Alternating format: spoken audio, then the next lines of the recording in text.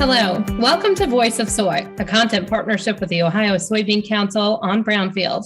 I'm your host, Megan Grebner, and today we're going to talk about a really fantastic program with our guests, Nathan Eckel, Tom Fontana, and Jeannie Gogolski. Today we're going to talk about the GrowNextGen program, but before we get started, I'm going to have our guests introduce themselves. Tom, tell us a little bit about what you do and what you do with the Ohio Soybean Council. Thanks, Megan, very much. It's a pleasure to be here today. I'm Tom Fontana, Director of Research and Education with the Ohio Soybean Council. I've been with the council about 17 years. My main areas of responsibility are plant research or production research and our education program, GrowNextGen. Jeannie? Hi, Megan. I'm Jeannie Gogolski. I'm the CEO of Education Projects. We're an organization made up of mostly teachers or retired teachers and creatives who've been working with the Soybean Council for over 20 years to get modern agriculture information into science classrooms in Ohio. This is going to be fun today. Thanks for inviting us. I'm so excited to have everybody with us. Nathan, tell us a little bit about you and your role on the board. Yes, thanks, Megan. Nathan Eckel here, farmer in Northwest Ohio. My family and I farm about 2,000 acres of corn, soybeans, and wheat. We also have a feedlot operation just down the road. I've been on the council for about 8 years now, where I sit on the exec team currently. But prior to that, I was on the communications side. I was communications committee chair, where really learned a lot about what's going on and what we're going to talk about here today with GrowNextGen. I love agriculture. I love agriculture education, and I have two little guys at home. So I really get excited when we talk about educating folks about agriculture. Tom, I want to start with you today. Let's start first and talk a little bit about GrowNextGen and how the program got started. Well, Megan, about 10 years ago or so, our board was looking for a couple big initiatives to, use our checkoff dollars in the best way possible.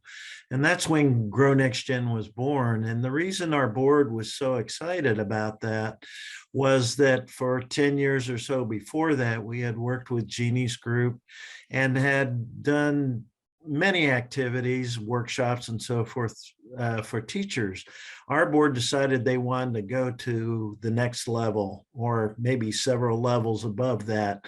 And there were two reasons they wanted to develop an education program that was much more robust. And one was making the connection, as Jeannie alluded to earlier, between science and agriculture in the classroom, and not just in ag education, but in general education. So they wanted to focus on K through 12 classrooms. The second, and just as important, was the need for students to realize that there were good careers available to them in the agriculture industry.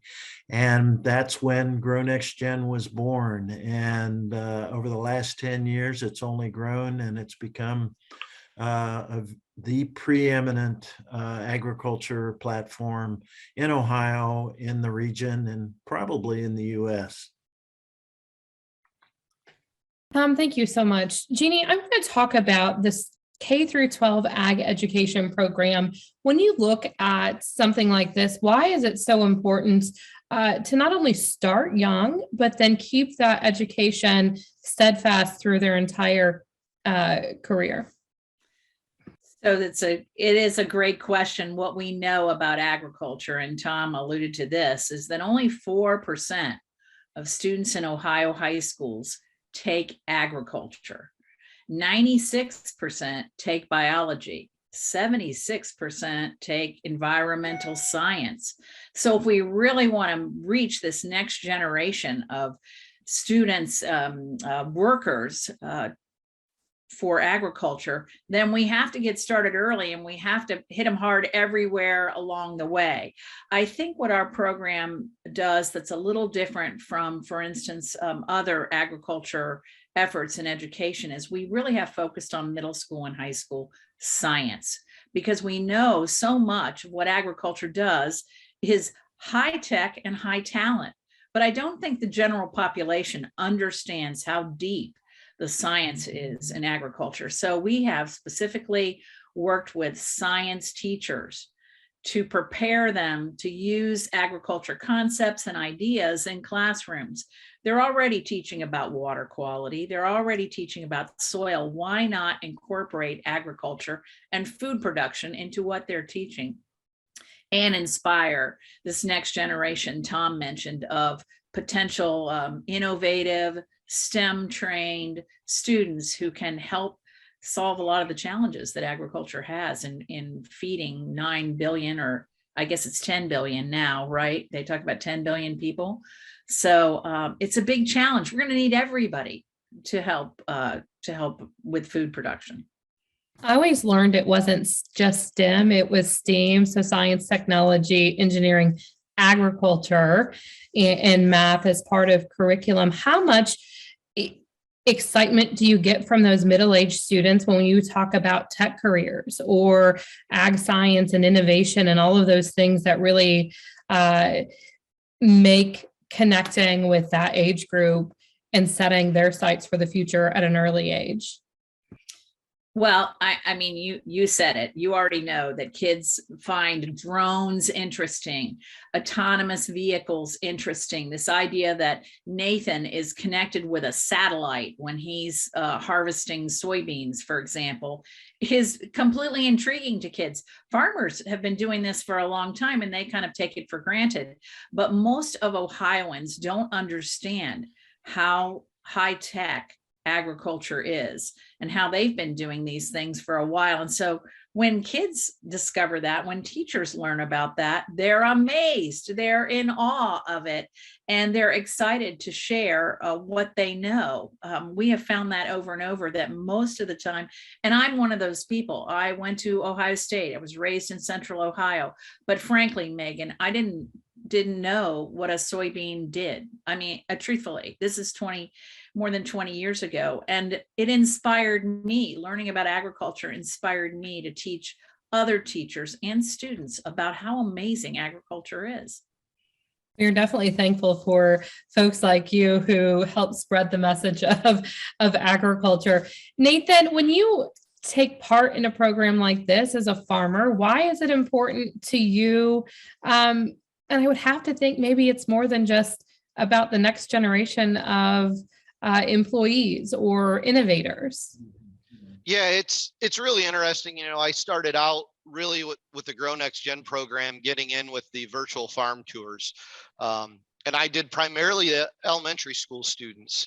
So it kind of hit close to home for me. I have 3 children under the age of 8 at home. So I could kind of relate to them and teach them in ways much like this planner behind me. You know, I really go through the nuts and bolts of how this thing works and try to come up with analogies for them on how, you know, how these planners work.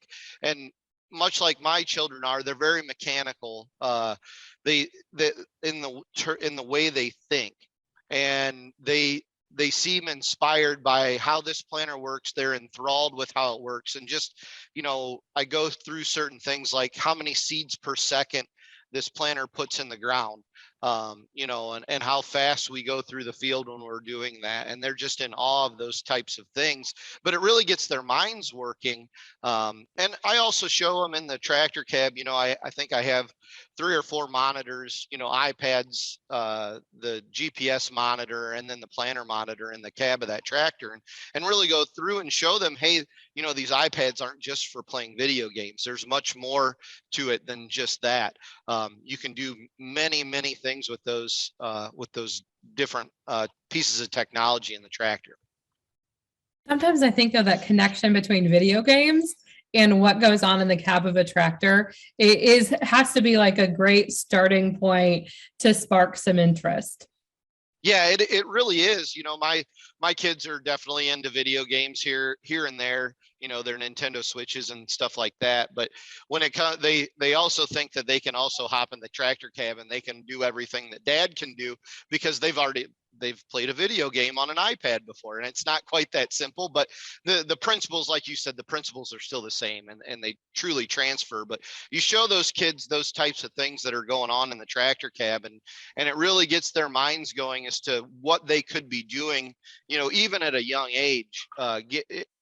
My goal is to teach them that agriculture is not just about planting seed in the ground and harvesting. There's much more to it than that. There's many other careers involved with it, from engineers that design this planter behind me to the engineers that develop the combine to our agronomists, our tech people. It truly takes an army to get this job done, and hopefully a portion of those children will be able to do that in the future.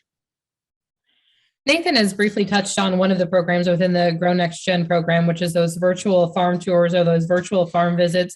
Let's talk about some of the other programs. Tom, what are some of the other sections that should be highlighted within this program? Well, as Jeannie has mentioned, our goal is to get information and resources to teachers who will then be able to use that information and resources in the classroom. So we provide, on GrowNextGen, we provide a lot of things. We have curriculum for teachers to use. We have e-learning courses, which during COVID were very valuable when students were at home and they could take an e-learning course on GrowNextGen. Education Projects runs teacher workshops during the year, and especially in the summer when teachers are available on any number of subjects. We have career videos so students can see different folks who are in the agriculture industry and what they do and the wide variety. And, we have lots of social media and information out there so teachers can lock in. But we give supplies and resources to teachers to take back to their classroom. Jeannie could probably explain it better than I, but it's proven to be a very successful model. Jeannie, can we talk a little bit about some of the programs and the materials that are provided by GrowNextGen to teachers and educators? Sure. I'm hoping all of you that are listening would go to grownextgen.org. It's on Tom's screen. Just add .org on the end of that and take a look at what's there. I think you're going to be amazed. And it is focused on science, mostly for middle school and high school teachers. So there's curriculum about biotechnology, about water quality, about food science. As Nathan mentioned this, agriculture is not just about food production. So there's information about plant growth, inputs into the soil, what it takes to grow food. And so in addition to curriculum, those e-learning courses that Tom mentioned, we have ones on international agriculture. We have ones on aquaculture.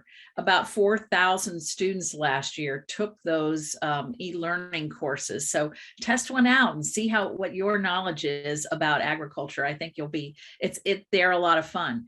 He mentioned the career videos, and we also have leaders we have a whole section on leaders, people you can make contact with. So for example, if a teacher is interested in having a biotech speaker in their classroom, or someone that can help them understand water quality. If you go to GrowNextGen and go to the industry leader page, you see all the people that are willing to support Ohio educators in this quest for understanding ag better.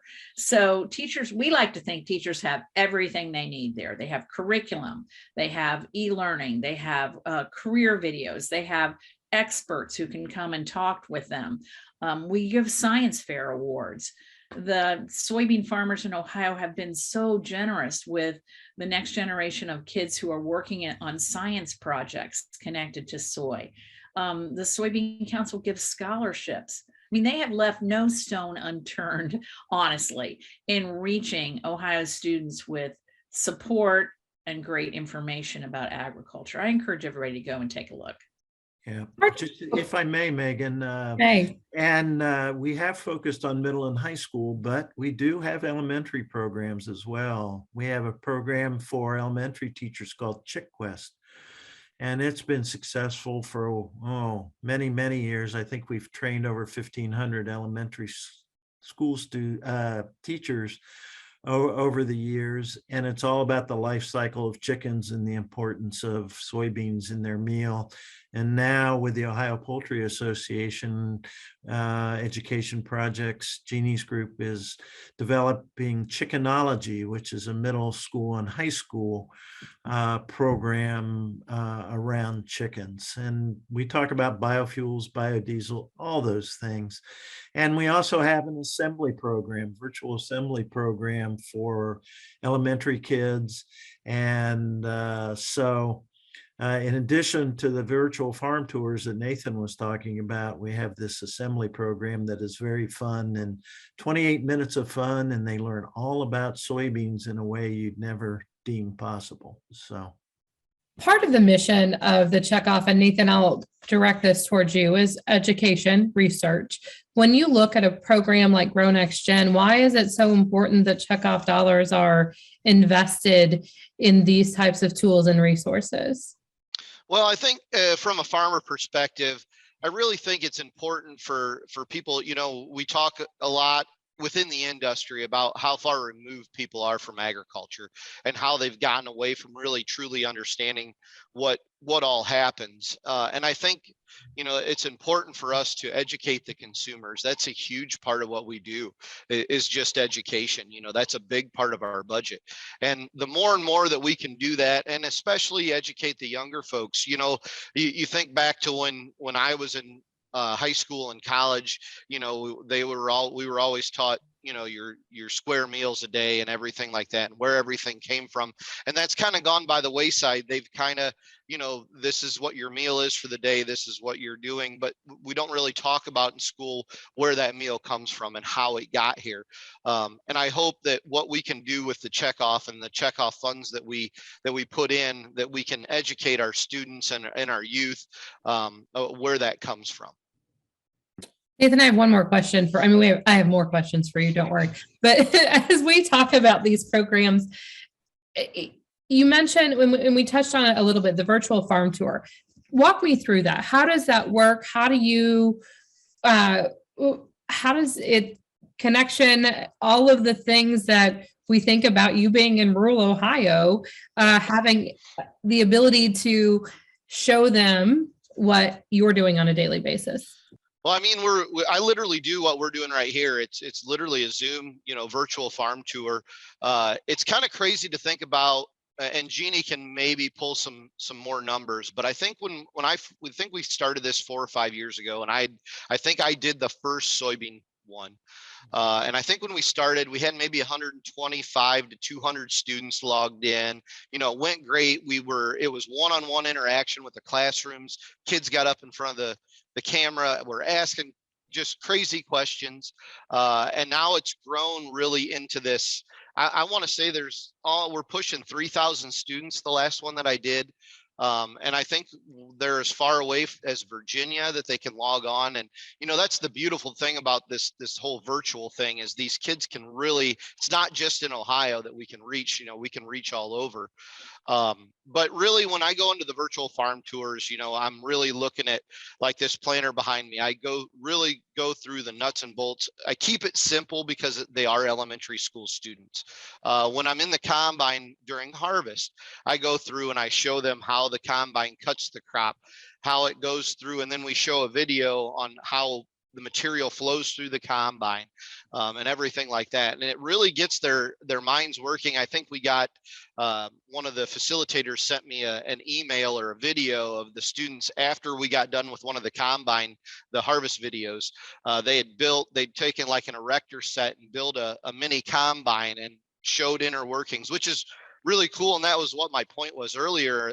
You get these children's minds running wild, and they really start putting that stuff together, because really what we're doing is are simple tasks. The technology has made it a little more complicated, but the nuts and bolts of it are still the same, and they're still very simple. So if you can get a child's mind to wrap their head around a big idea on how we're doing this, I think it speaks volumes. It's fantastic. As we wrap up and start to wind down our conversation today, I want to talk about what makes GrowNextGen unique and sets it apart from other ag education programs. Jeannie, can we start with you? Sure, Megan, thanks. I think that I'm the poster child for GrowNextGen, frankly, because what makes it unique is I'm one of those folks that didn't know anything about agriculture, didn't really understand food production at all, even though I've lived in Ohio almost my whole life. Went to the Ohio State University. You would think I would know what a soybean is, and that all those soybeans in the field are not used for soy sauce. I don't know what I was thinking. I think we've lost our intellectual curiosity. So the fact that half of Ohio's acreage is in production, agriculture, is something every Ohioan needs to understand. And what I think GrowNextGen, what makes it a little different, is we're talking to people that don't really know anything about agriculture. So I think one of the things agriculture has been really good at is talking to each other, and they're really proud of what they do, and they should be. But you have to reach Ohioans who don't know anything about it. So it takes somebody like me or science teachers that didn't really know about anything about agriculture and suddenly got inspired to talk to other teachers who don't know anything about agriculture. So I think the fact that we're non-agriculture people talking to non-agriculture people might make this project a little different. And I also think it's one of the reasons that it's been so successful in reaching teachers in Ohio. So we have 8,000 teachers on our newsletter list, and we have thousands that come to the website. And I mentioned 4,000 students taking e-learning.